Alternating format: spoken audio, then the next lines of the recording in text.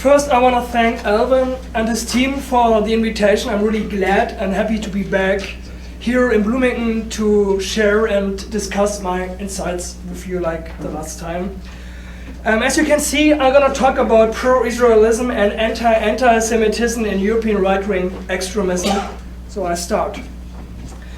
Anti-Semitism has widely been described in the academic field as a main feature of post-war European right-wing extremism. In this respect, scholars have been confronted with two observations so far. The first one is that open expression of anti-Semitism is limited by legal restrictions among the member states of the European Union and, to different degrees, by social desirability in all European democracies. The party platforms and election manifestos of far-right parties usually do not include open expressions of anti-Jewish stereotypes, so anti-Semitism is often communicated by quotes or allusions to the Jewish origin of people being criticized. The second observation is related to the fact that anti-Semitism can underlie upturns and downturns. Anti-Semitism does not always have the same impact on the political and electoral strategies of right-wing parties, so anti-Semitic sentiments can remain temporarily latent while still being part of the main beliefs of the members of the party. The temporary absence of anti-Semitism within right-wing agitation is not a new phenomenon. A new and above all new phenomenon can be seen in the claim of some far-right parties in Europe not only not to be anti-Semitic, but to actually be critical of anti-Semitism and supportive of Israel. This development, which didn't emerge before the turn of the millennium, raises the question of whether, for the first time in modern European history, right-wing extremism can exist without anti-Semitism. In my talk, I will first discuss which parties we are dealing with and how they can be distinguished from other right-wing extremist parties that still hold strong anti-Semitic and anti-Zionist beliefs. In the second chapter of my talk, I will give a short overview of the development of the pro-Israel and anti-Semitic stance within the European far-right spectrum. Finally, I will shift the focus to empirical aspects and examine how far-right thinkers explain their positive attitude towards Israel and their rejection of anti-Semitism, as well as which image of Israel and the Jewish community appears in these statements. So, which parties we are dealing with? In recent years, the question of the stance towards Israel has had such a big impact on the self-image of European right-wing extremist parties that it has led to a split within the far-right spectrum into a pro-Israel and an anti-Zionist fraction. The latter represents the tradition of the classical anti-Semitism of fascist and Nazi ideology. Parties such as the German National Democratic Party or the Hungarian Jobbik use every available occasion to blame Israel, and there's plenty of empirical evidence that their anti-Zionism originates from their anti-Semitism. Most of the parties which have expressed a pro-Israel point of view and/or distanced themselves from anti-Semitism belong to what Kahmann refers to as populist radical right parties. These parties, according to Matt, oppose the fundamental values of liberal democracy, such as pluralism and the constitutional protection of minorities, and share a belief in a natural order with inequalities.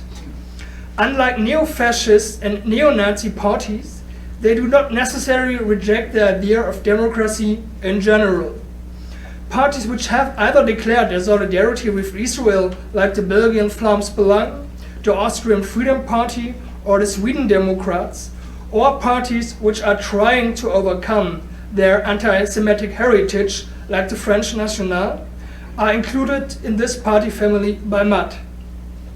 So the parties I'm speaking about in my talk are not or no longer related to Nazi and fascist ideology. An exception, though, is the Austrian Freedom Party. Some of its members are well known for their remarks about positive aspects of National Socialism, and its chairman still refers regularly to anti-Semitic images. So let me make some remarks about the historical development. The pro-Israel and anti-Semitic shift of the populist radical right parties coincided with the Second Intifada and especially with 9/11. The debate which followed the terrorist attacks in the US marked a new opportunity for Western European far-right parties to present their anti-immigration policy as an approach within a broader discussion about defending democracy and open society against Islamic extremism. Shortly after the attacks, party thinkers prepared themselves and their parties to participate in a political and public debate about Islamism, which was and is heavily influenced by feminist and human rights considerations. Far-right parties refer to the suppression of women and the persecution and discrimination of homosexuals in Islamic countries as an argument against the immigration of Muslim people to Europe. The discussion about the protection of women and of sexual and gender minorities has had a certain impact on the agitation and strategy of right-wing parties, causing a few of them, like the Vlaams Belang, to even sacrifice former standpoints, such as the rejection of gay marriage, in order to be more consistent in their criticism of Islam. An even bigger and more lasting impact has been made by the debate about Islamic anti-Semitism among far-right parties in Western Europe. The debate follows the same pattern as the debate about Islamic sexism, and this also touches an existing problem in the Islamic world. Almost every representative of the neo-Nazi far-right spectrum raises the argument of Islamic Arabic anti-Semitism when it comes to the question why European governments should stop the immigration of Muslim people. The perception of anti-Semitism by far-right groups is characterized by marking the hatred of Jews as a problem which only occurs within Islamic communities and left-wing politics. The anti-Semitic heritage of far-right nationalism and conservatism and the acceptance of anti-Semitism in society in general are downplayed or even denied. Anti-Semitism in this perspective is always the anti-Semitism of the others. The rejection and criticism of Islamic and left-wing anti-Semitism is linked by far-right thinkers to solidarity with Israel. This solidarity has two functions. It is currently the easiest and fastest way to underline the anti-Semitic stance in order to overcome political isolation. It also serves as a crucial argument for the assertion that Muslim people can't be integrated into Western societies. The Israeli-Palestinian conflict is taken out of its historical and political context and regarded as a smaller piece of a global clash of civilizations, a global struggle between the West and Islam. A pioneer of this interpretation is the Dutch anti-immigration politician Geert Wilders. In 2009, he declared that, I quote him, "The fight against Israel is not territorial, and hence Israel is only the first line of defense for the West." The peak of this development was reached when the heads of Vlaams Belang, the German and Austrian Freedom Party, and the Sweden Democrats traveled to Israel and proclaimed a so-called Jerusalem Declaration in December 2010. The document states that Israel, as the only democracy in the Middle East, serves as an important counterpart in this part of the world, and that these parties approve Israel's right to defend itself against Islamic terrorism. In the next step, I will focus on statements from far-right politicians explaining their stance towards Israel and their criticism of anti-Semitism. In 2 case studies, I examined statements from the Flams Belang and from the German Freedom Party. So I start with the Flams Belang.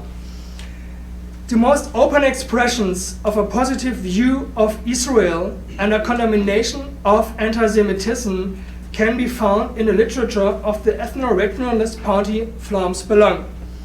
The party started as the Vlaams Blok and changed its name in 2004 after it was officially convicted of racism by a Belgian court.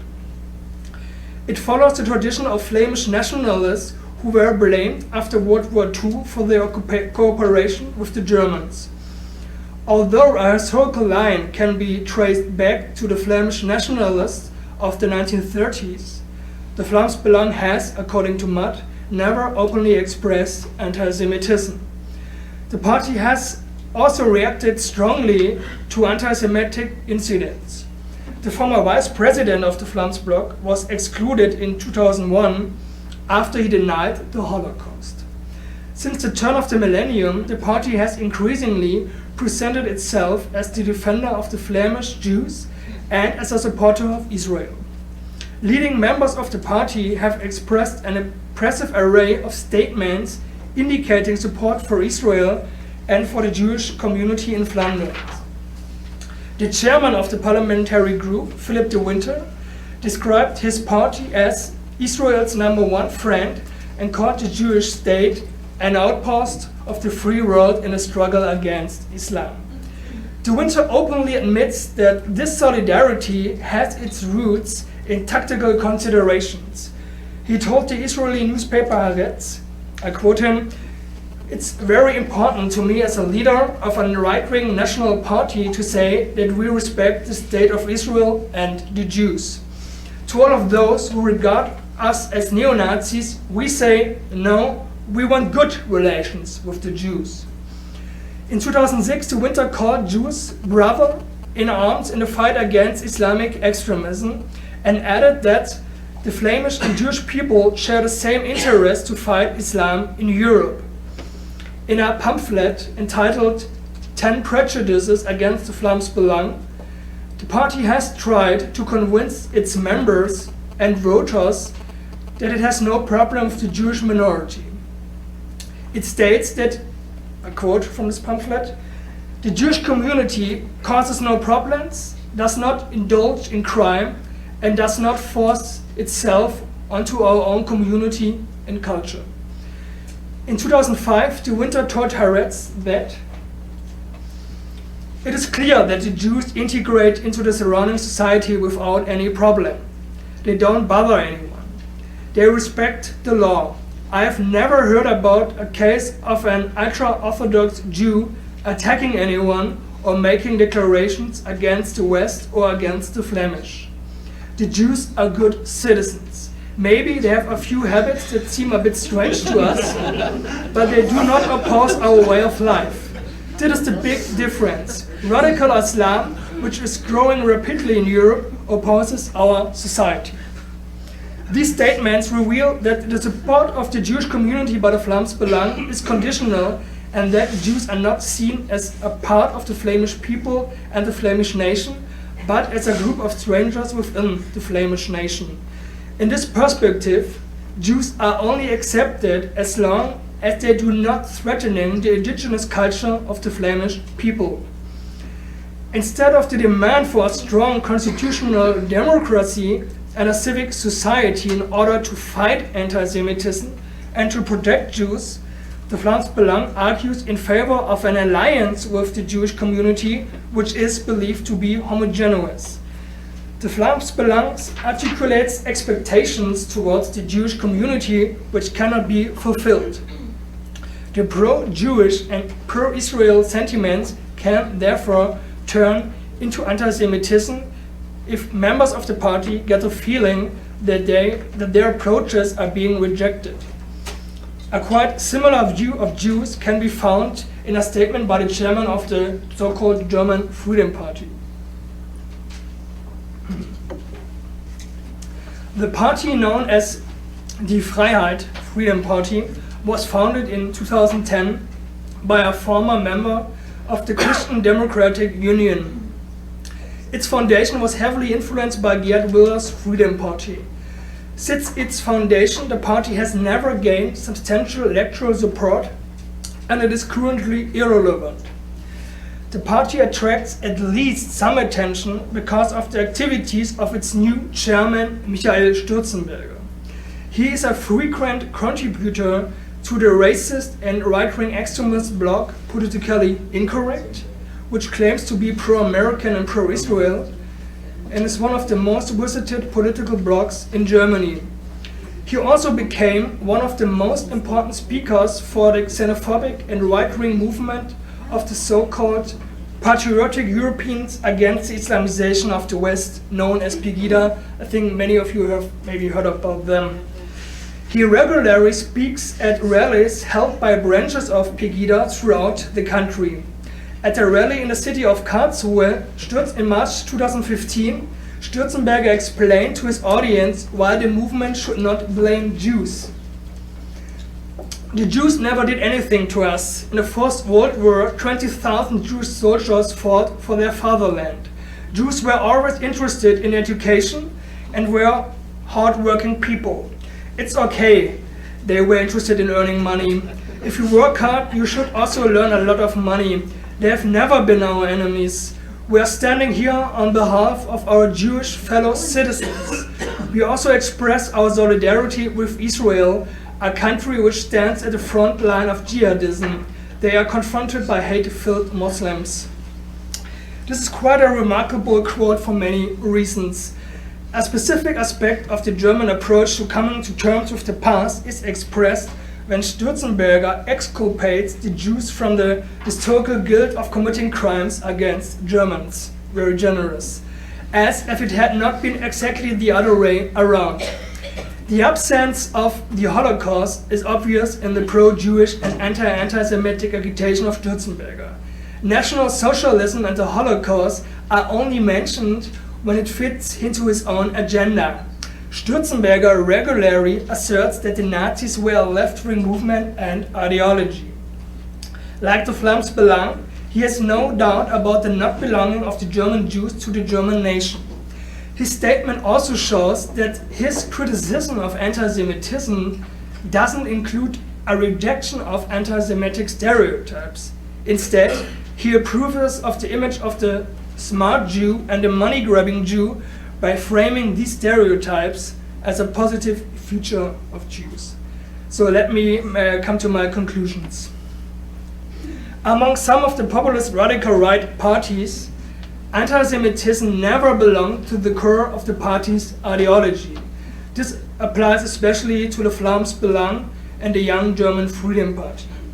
Although it would be problematic to call these parties anti-Semitic, their attempts in recent years to criticize anti-Semitism and to approach Jewish voters reveal that these parties are unable to reflect anti-Semitism in an appropriate way, and they are not capable of dealing with the Jewish minority beyond their nationalism and their preference for an ethnically homogeneous nation-state.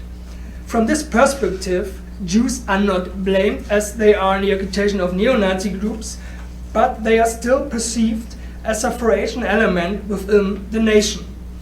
The image of Jews in Israel, which is put forward by European far-right parties, is primarily rooted in the political and psychological needs and demands of its proponents. Jews and Israeli citizens are likewise put under pressure to fulfill extensive demands so that the pro-Israel and anti-Semitic stance can turn into anti-Semitic sentiments. For decades, the research on anti-Semitism has shown that modern anti-Semitism is the flip side of ethnic nationalism and vice versa. These insights make it necessary to insist that every critical approach to anti-Semitism be accompanied by a critical reflection on the idea of national identity, which is based primarily on ethnic categories. Far-right parties and politicians should therefore not to be considered allies in the struggle against anti-Semitism and anti-Zionism. It should be a matter of academic discourse in the field of anti-Semitism studies that the only academic journal in this field, the Journal for the Study of Anti-Semitism, is supporting Geert Wilders. Thank you.